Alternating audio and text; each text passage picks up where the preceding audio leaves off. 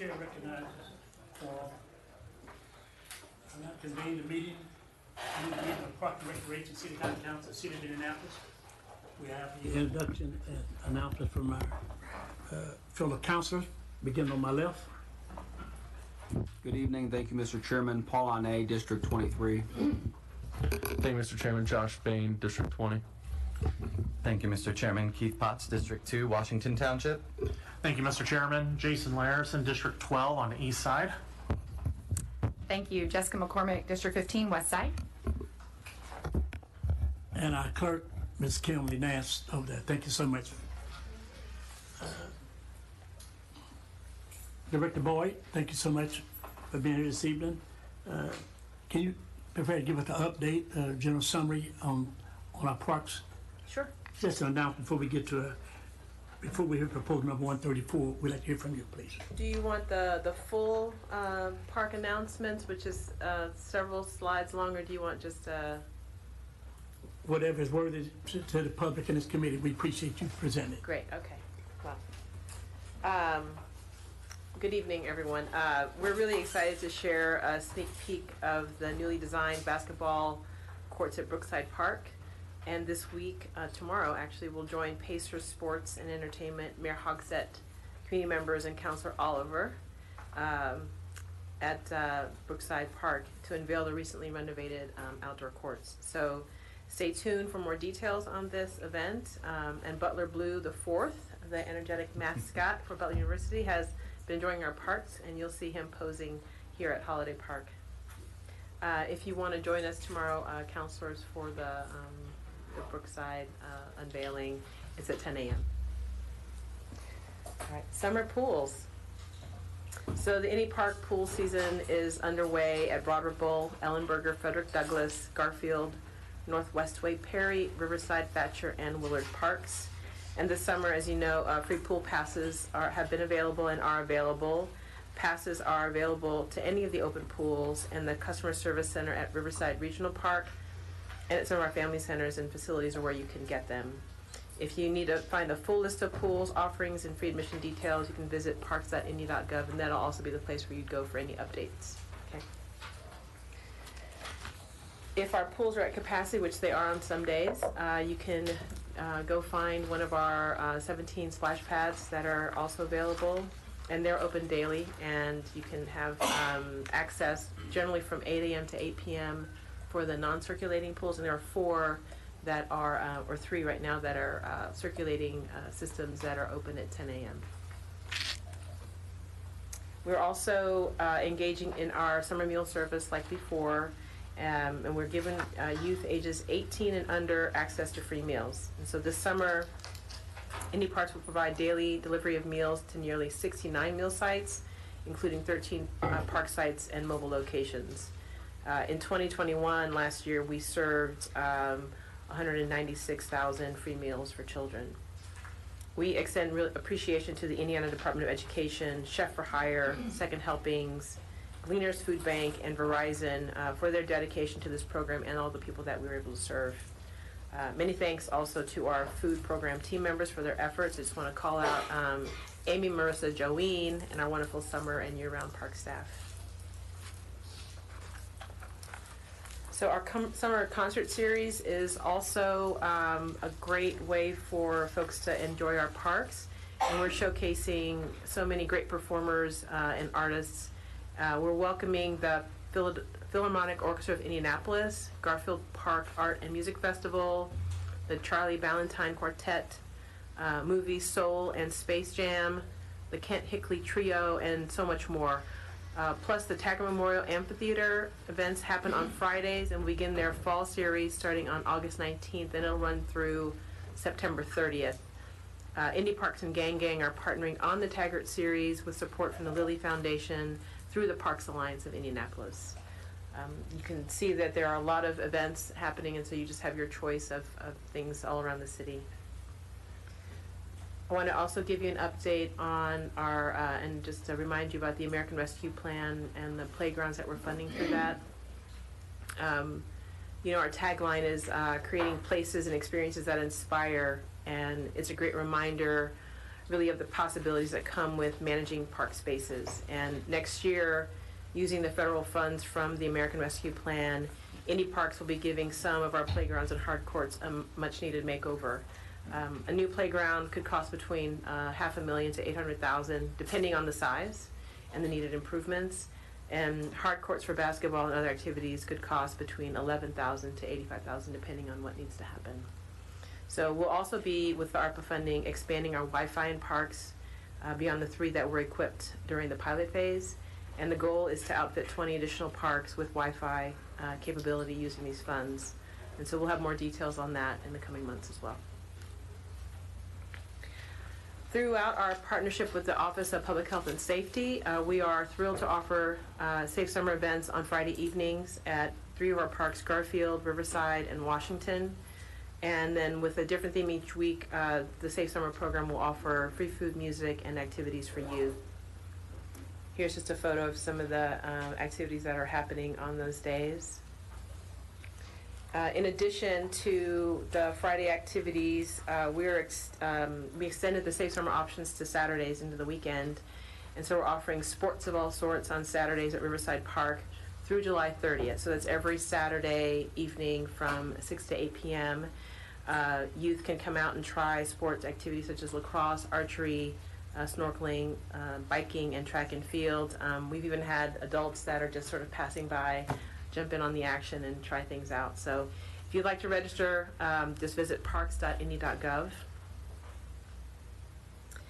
And on this past Saturday, Indy Parks and community members unveiled the new Willard Park Skate Park and celebrated its opening. This is located at 1901 Washington Street. It's the first skate park to be built in Indianapolis for the last 20 years. And the 13,000 square foot skate park features granite blocks that came from the old City County Building Plaza, artistic concrete forms to create jumps and tricks opportunities. And during construction, skate park designer Hunger Skate Parks implemented several moments of art to acknowledge Willard Park and skateboarders, particularly Ethan Williams.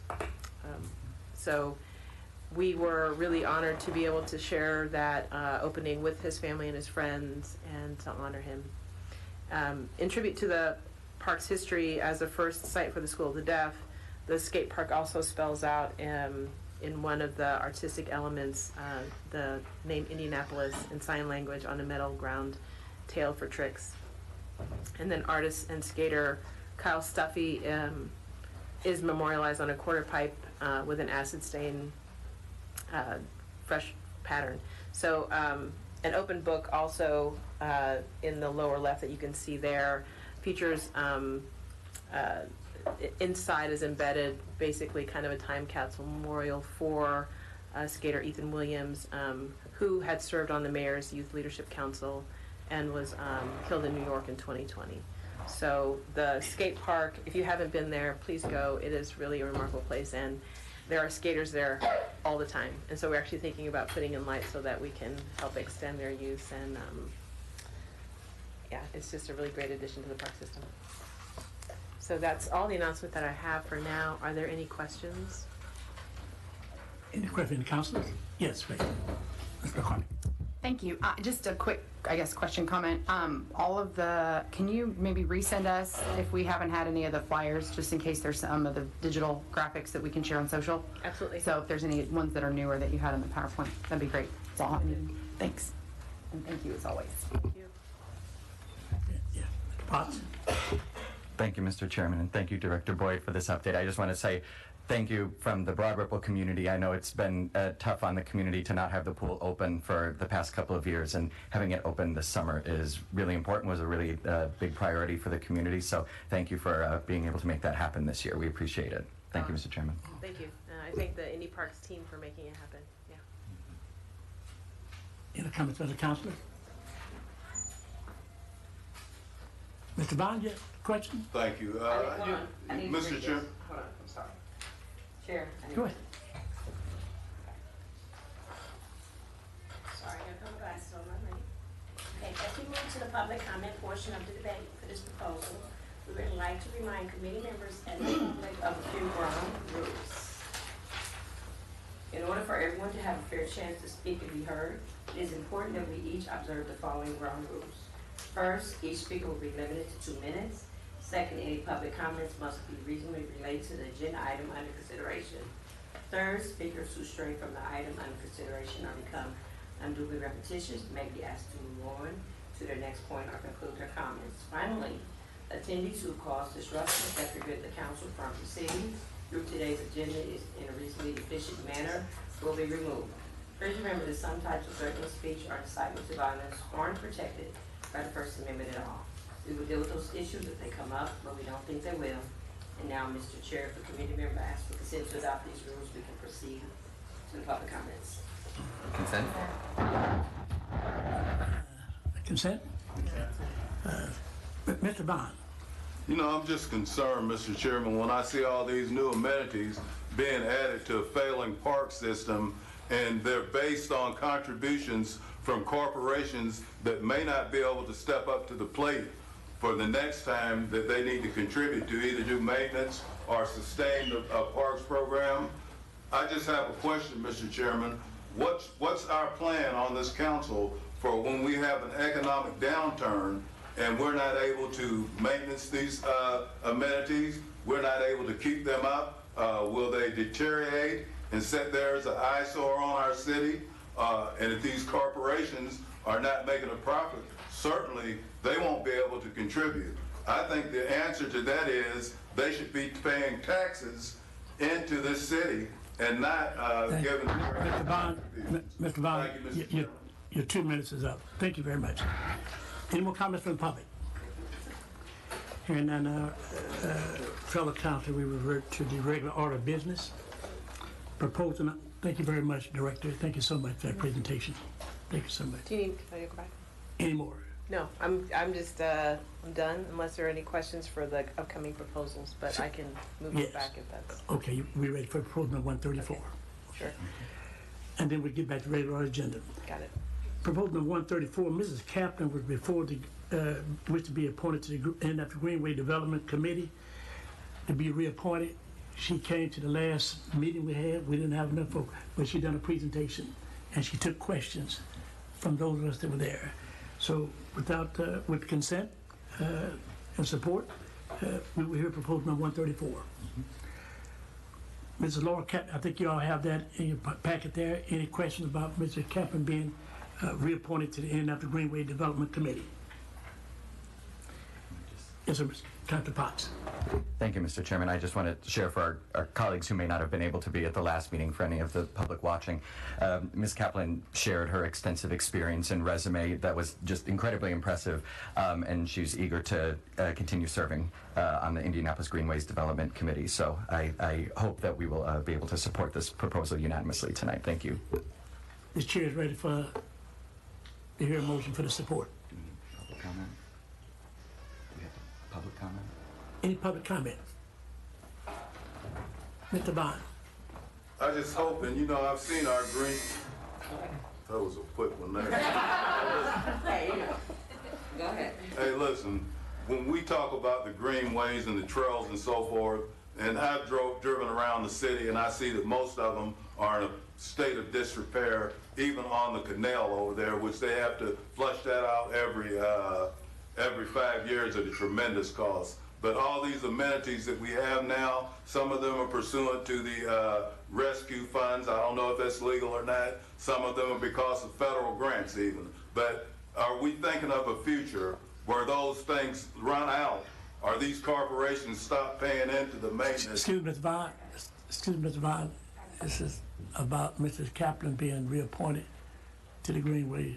Well, I'm just hoping that she'll, my prayer is that she would go ahead and consider the long-term effect and what we're going to do in the future to sustain all these amenities such as trails and also the greenways. This is about when the Mrs. well, I'm talking, this is what I hope she'll do, Mr. Bond, Mr. Chairman.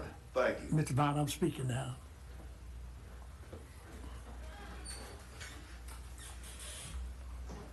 Any other comments from the public? Hearing none, the chair entertain a motion. Mr. Chairman, I move that we send proposal number 134 to the full council with a due pass recommendation. Second. It's been moved and second. All in favor signify by vote. Councilor May, aye. Councilor Bain, aye. Councilor Potts, aye. Counselor Larison, aye. Counselor McCormick, aye. Councilor Oliver, aye. Let the record show, Madam Clerk, unanimous 6 votes in support. Thank you all very much. Now we hear proposal number 246, which approved additional appropriation of $1,080,000 in the 2022 budget of the Department of Parks and Recreation Parks General Fund to finance increased capital project costs. Thank you. Believe Angie is here, our Chief Financial Officer, to address the details. Good evening. Yes, we are before you tonight to request an additional appropriation to our Parks General Fund Character 4 for the purpose of funding increases that we've sustained in capital projects. The funds that have been identified from underspending that occurred in 2021.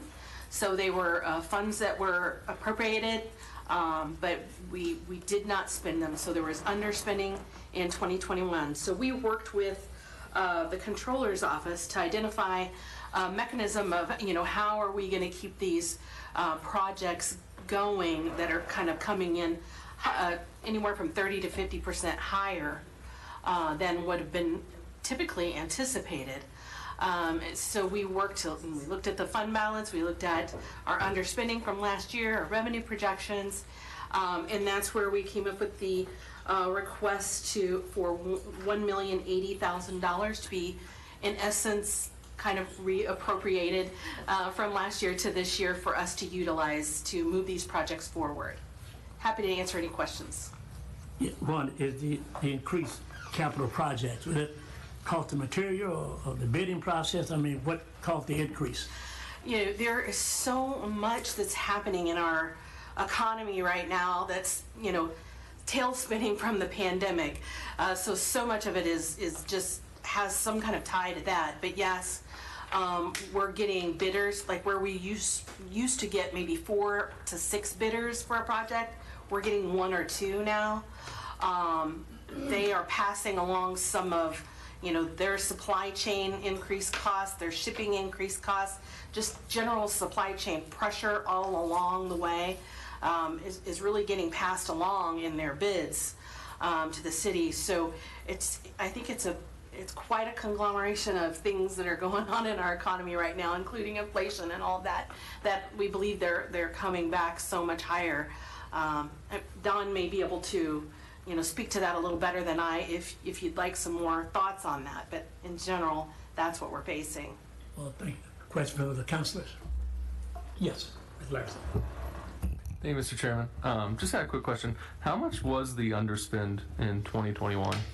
The underspend was just under $1 million. Okay, so it's pretty close to the 1.08 million you're asking Yeah, here. and then we also had some increased revenues. I was very conservative in projecting our revenues, and our revenues came back higher. So that is what kind of makes up that. Any question for councilors? Any question from the public? Councilor question. Mr. Bond? Mr. Potts, excuse me. Mr. Potts. I just wanted to say thank you for bringing this proposal to us, because I think it's something, when we have that underspend, we want to use those funds creatively, and we want to use them in the most productive way. So thank you all for your diligence in putting this proposal together and to improve our parks. Thank you, Mr. Chairman. Thank you, Mr. Bond. Yes, Mr. Bond. Thank you, Mr. Chairman. She did answer one of my questions, that they have underspent over $1 million last year, right? Now, I wasn't very sure how it happened, but my park, Bethel Park, have been neglected. The pool have not been open this year. In fact, the $2 million that they pool that they put in, I think it was 8 years ago, has now a big crack down the middle of it, and it's not going to be able to be repaired. So I was wondering who they were slighting in this deal, that she's coming back, the money she actually underspent. So I see where my park's getting the raw end of the deal, and now I'm fully informed on that. But just like I said, with the so-called supply chain problems and all the material cost problems.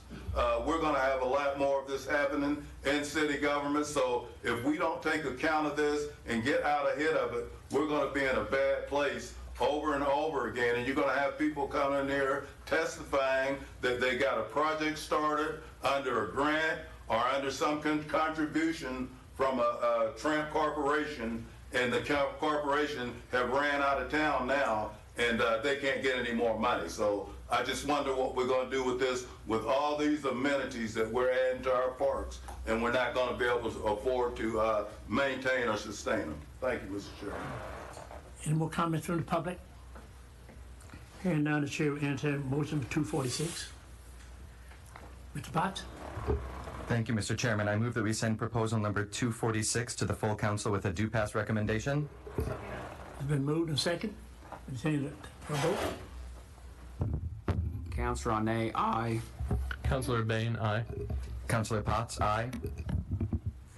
Councilor Larison, aye. McCormick, aye. Councilor Oliver, aye. Thank you, gentlemen. Proposal number 247, establish that the physical body is interested in the purchase of real estate at 10701 East 30th Street, parcel number 7045958, which is owned by the Indiana Land Development Corporation for the purpose of the Parks Department. Proposal number 242. Mr. Colvin? Don Colvin will speak to that. Thank you. Don Colvin, Deputy Director.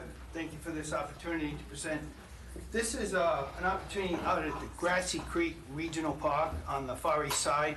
Remember last year, this committee was also very supportive in approving a land acquisition out there, and we were able to add over 70-plus acres to the regional park south of 30th Street. There's a lot of development pressure on this land, and the development community is building up a lot of houses and that. These two properties have come on the market recently, and they're very critical pieces to expanding the Grassy Creek Regional Park. We have gone before the Space Allocation Committee on June 16th and received their approval to go forward. We also presented this in front of our Parks Board to get approval to go forward, not a final resolution to purchase, but to get approval. This is the next step in the process we need, because these values are over $25,000. We need this committee's approval to eventually make a formal offer. We made a tentative offer to the landowners, but to formalize it, we can't go forward until this committee approves this step. The two pieces we're really looking at is the area, and please keep in mind, Grassy Creek Greenway Trail runs right down the center on the left side of the red line and on the right side of the yellow line all the way down. Department of Public Works received a $25 million trail grant. They're studying this Grassy Creek Greenway corridor to tie all the way down to the Washington Street / Pensy Greenway Trail. So even though we're buying some of this land for parks, there is a greenway running right along where I had mentioned. The red area is a nicely wooded, forested area, very mature trees. It's wetland. More than 60% of it is wet woods, but they're huggable. As I like to think of them. And then the yellow area used to be part of a 9-hole green golf course. It's since been abandoned for a number of years now, and it's a nice open area. This also, if we had the opportunity to purchase this with your support, this would also, we would agree that we're going to go back out to the community and amend the Grassy Creek Regional Park Master Plan, because when that plan was put together, we were only looking at properties north of 30th Street. With that additional acres that we're hoping to bring in, that substantially changes the amount of acreage on the south side of 30th Street. So that would require us to go back and amend the original Grassy Creek Greenway Trail. If we were fortunate enough to acquire these lands, it would 51 acres. It would grow the park to up to 302 acres.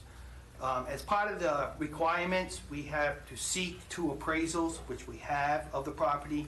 We can only offer the average of those 2 appraisals, and that's kind of where we are today. I'd be happy to try to answer any questions. Any questions from the councilors? Yes, sir, Mr. Russo. Thank you, Mr. Chairman. And just one question. It kind of ties into the remaining proposals tonight, which is, and I know you all have been planning on this for a long time. I think it's a great idea. But do we have assurances that, when we look around the city and some of our parks, how some of them aren't opening, some of them definitely are in dire need of upkeep? What do you say to the argument that maybe the money that's going to be spent on expanding these parks should be spent on revitalizing our current city park infrastructure? That's always a great question, and it's one we as planners are constantly challenged with, and particularly my team, because we have to put on a short-term and long-term planning hat and think about where our city is going to be 10 years, 15, 20, 50 years down the road.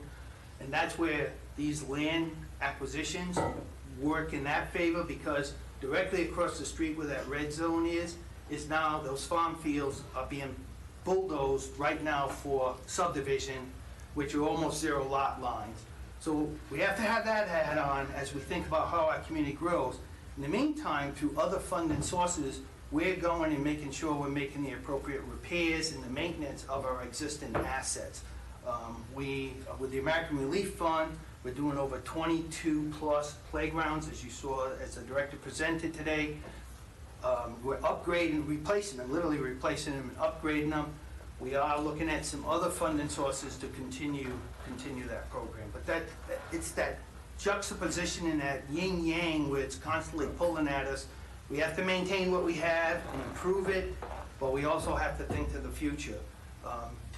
Many years ago, when they thought about the regional parks, where they bought Southeast Way, Southwest Way, Somme, and Northwest Way, they were probably, and even Taggart, when Mayor Taggart, many, many years ago, at the turn of the century, bought the Riverside Corridor, the Riverside Regional Park and others, they were criticized for having those visions and making those investments. But if we look at them today, they play such a critical role in our communities. And looking back, those seem to be very intelligent decisions, even though they were very risky at the time.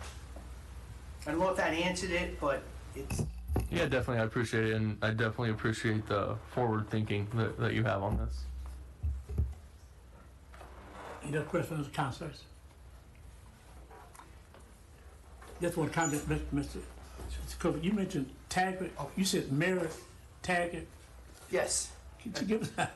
That's new. Thank you very much. Share that with the public. What else about Mayor Taggart besides the Taggart Memorial Riverside? You know anything else? I know a little bit, but I won't go into all the details. But tell us something. At the turn of the century, when Mayor Taggart was leader of this community, as at the town, Center Township was growing so rapidly and the populations needed recreational spaces, he had the vision to work with community leaders at that time to acquire that whole Riverside corridor, which again was in the White River floodplain, but literally started at 16th Street and went all the way up to just where the interstate is, almost 38th Street if you count all the golf courses in Lake Sullivan. And that was truly visionary because it was either agriculture land, farm land, or floodplain land. It wasn't developed. The city was very much in the center here. And he was criticized quite strongly for using the tax dollars at that time to make such a large land acquisition. And again, when we buy these lands, you don't have to develop them right away. You can land bank them and keep them in a very simple mow regime, maybe mow twice a year, or in this very natural state, or use some of our land stewardship techniques and plant them to prairie and hold them for a number of years. It's not like you have to get in there right away and make capital investments. So yes, Mayor Taggart was very visionary. Hopefully everybody had an opportunity to see the new Taggart Amphitheater and Memorial renovated and enjoy a concert or a play out at Riverside Regional Park. Well, thanks for sharing it with us. Thank you very much. A little more historic information about that area. It was bought off one of the characters that was proposal number 2 and Mr. Bond. You want history? I give it to you. But in anyway, this gentleman have just stood up here and told you that Mr. Bond, Mr. Chairman. Mr. Vaughn, I got the mic, please. Mr. Vaughn, about proposal 247. Thank you, I'm going right there. Okay. Now, he's just stood up here and told you that he don't have enough money to maintain the park space he already has. These acres are costing over $50,000 an acre due to math. So he's not gonna be able to do anything with this, but buy this land, put it in some land trust, and then when they figure out they can't afford to do all that improvement, sell it to a developer. So what I think we should do, Mr. Chairman, and we move forward with our park system, we should build projects that are sustainable and not based on charitable contributions or government grants. The grants are our tax dollars, but I don't think we should go in that direction. I think we should look for a more sustainable path forward, not one based on corporations. And like this gentleman said, he would have not had that money to even maintain the park that he now owns if it hadn't have been for COVID. So many of these, and you know, Mr. Chairman, so many of these proposals and the fundings for these proposals are being based on money that people have died for, on COVID and other reasons. So to take it out and spend it on folly, I think is a shame on this council and this city when they could be doing other things to be more productive with the money. Thank you, Mr. Chairman. In the from the public. Hearing on the chair, entertain a motion. Yes. Thank you, Mr. Chair. Can I ask a quick question first, please? Thank you. The blue and the white, are those future that we're anticipating are gonna be available, or? We are currently looking at those. The one in blue is probably outside of our price range. It has a commercial zoning on it, and it's quite steep. The one in white is very desirable because the Greenway Trail goes right through the middle. See that shaded line that runs just to the left of the dot of the arrow going in? That's actually Grassy Creek Greenway. So probably working with our sister agency, DPW, they'll probably have to look at that as an extension of the Greenway Trail. So maybe We have- future votes? We do Okay. not have appraisals on that. Thank you. Mr. Chair, Yes. motion to move proposal number 247 to the full council with a due pass recommendation. It's been moved. Second. All in favor? Vote. Aye. Councilor Bain, aye. Councilor Potts, aye. Counselor Larison, aye. McCormick, aye. Oliver, aye. Let the record show unanimous support of 6 in support of proposal 247. Thank you very much, Mr. Collins. Thank you. Director, now we have proposal number 248, which established the physical bodies interested in the purchase of real estate at 10710 East 30th Street, parcel number 7601, owned by Henry Brinkman for the purposes of the Park Department. Proposal number 248. So, Mr. Colton will also speak to this, but this is actually the red outlined area on that map. Okay. Any questions from the councilors? Ready for the vote? Proposal. You ready? Chair, we're here to the motion. Public comment, please. Public comment. Thank you. You know, Mr. Chairman, I see the strategy here because those two parcels the gentleman just talked about are not joined. Maybe they're trying to join this, but when they do that, who is actually going to own that property and that easement and joining faction there in the red? So I just like to say we're getting more and more parks in some areas, and other parks they're closing down, and other parts they're privatizing. I think the people that are watching this at home really need to know how their city council is destroying a perfectly good park system. This park system. Mr. Vaughn, hold up, Mr. Vaughn, hold up.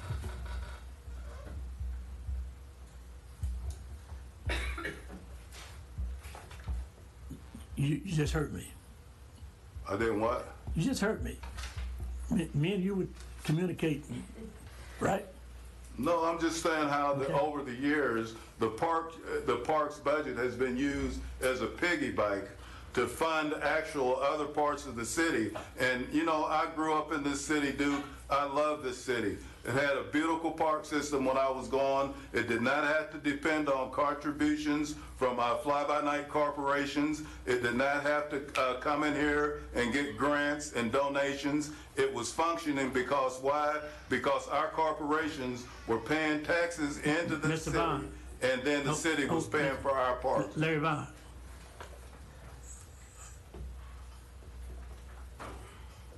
Proposal number 248. Thank you, sir. That's my last warning. Any more comments from the public? Hearing none, the chair will entertain a motion. Mr. Potts. Thank you, Mr. Chairman. I move that we send proposal 248 to the full council with a due pass recommendation. It's been moved and second. All in favor? Please. Councilor Arnay, aye. Councilor Bain, aye. Councilor Potts, aye. Counselor Larison, aye. McCormick, aye. Councilor Oliver, aye. Thank you all. The clerk has recorded all of that.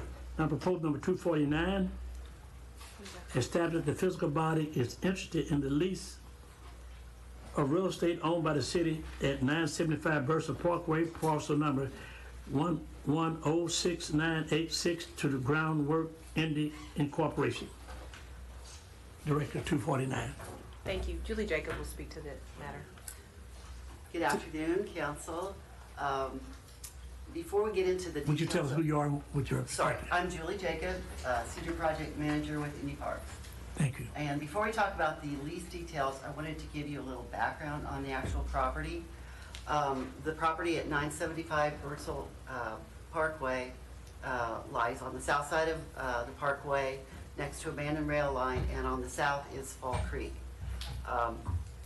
In 1959, there was an intergovernmental transfer that transferred the property from Parks to the fire department for the construction of Fire Station 23. About 10 years ago, that fire station was vacated. Shortly thereafter, the building was vandalized and pretty much all of the plumbing, electrical systems, HVAC was destroyed, so it was inhabitable. Last year, the property again was transferred back to Indy Parks. So in considering what use the property might entail, we knew that a recreation use was kind of unlikely because it's right in the middle of Riverside Family Center and Watkins Family Center.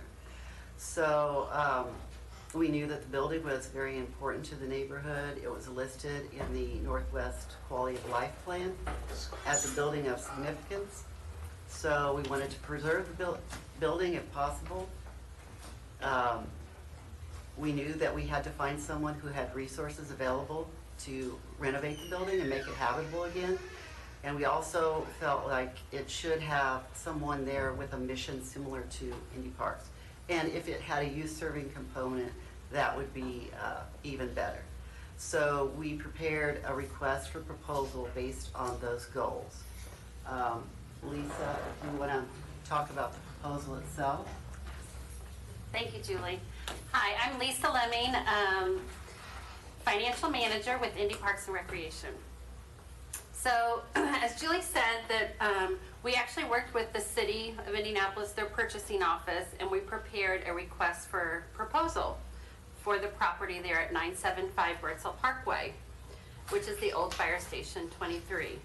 The RFP was published in February, and we conducted a pre-proposal meeting on a very cold day in March, and proposals were due March 25th. Next slide. Our team was very impressed with the proposal from Groundwork Indy. We met with Groundwork Indy, gave them an opportunity to explain their proposal, their vision, and to provide programs to the community. We're here today to seek your approval to enter into a 20-year lease agreement with Groundwork Indy. Groundwork Indy will be responsible to renovate the facility, making it safe and usable. Renovations include HVAC unit, electrical, plumbing, carpentry work, estimated over $541,000.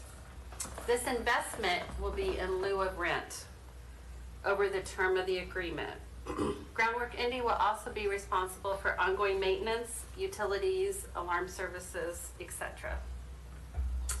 At this time, I would like to introduce you to the Executive Director of Groundwork Indy, Alan Velasquez. Adam, excuse me. No problem. I'm Adam Velasquez, the ED at Groundwork Indy. We're very excited to have this opportunity.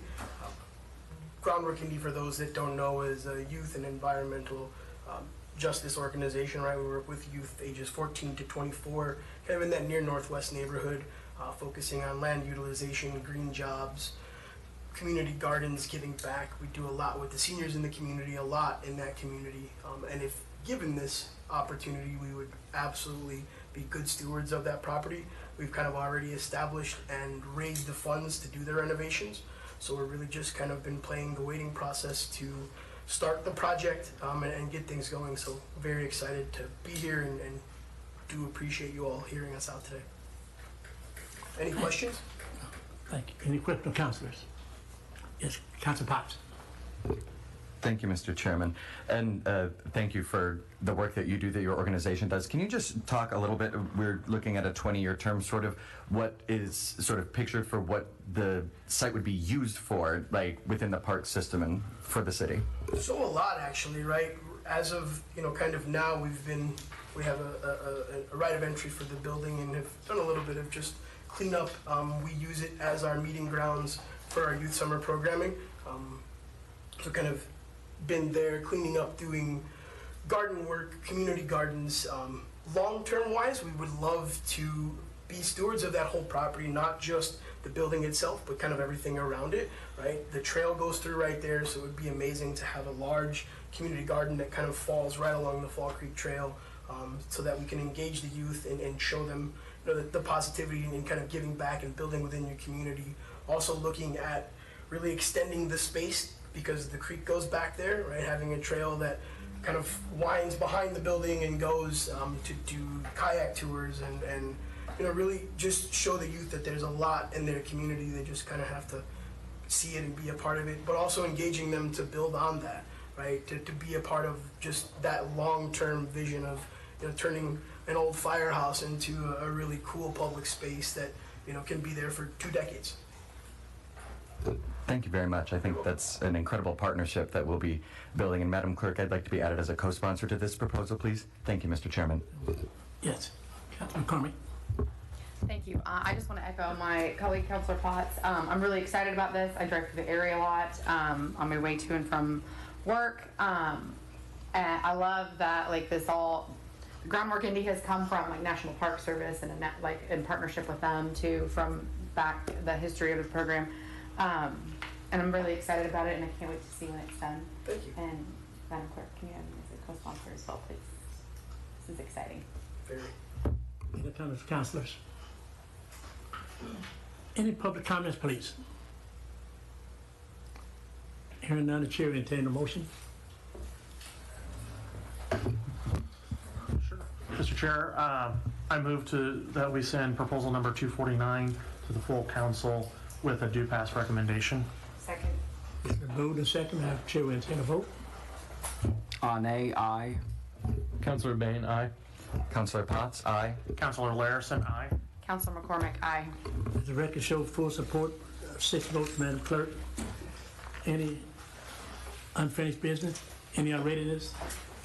Hearing none, the chair entertain a motion for adjournment. Motion to adjourn. So moved. Signify by